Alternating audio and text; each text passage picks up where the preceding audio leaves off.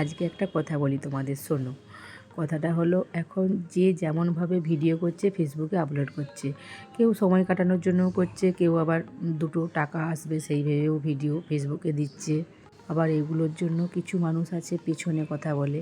তো পেছনে যারা কথা বলে তাদেরকে আমি কোনোদিনও পাত্তাই দিই না, কারণ তারা সবসময় পেছনেই থাকে। ফেসবুকে ভিডিও দিলে যদি দুটো টাকা আসে, আবার যদি কারো সময় পাস হয়, সেটা তো ভালো জিনিস।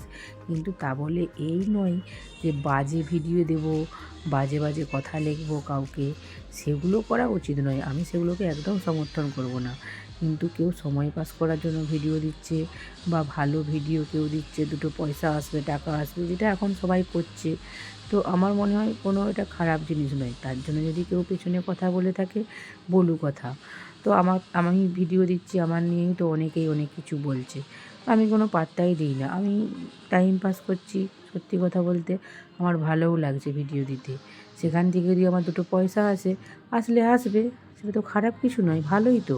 মানুষের জীবনে টাকা পয়সাটাই কিন্তু সব কিছু নয়, ভালো লাগা, ভালো থাকা, এটাও কিন্তু দরকার মানুষের জীবনে। আমার মনে হলো তাই তোমাদের সাথে কথাগুলো শেয়ার করলাম। তার সাথে ধনেপাতার পকোড়াও করলাম, কেমন হয়েছে জানিও।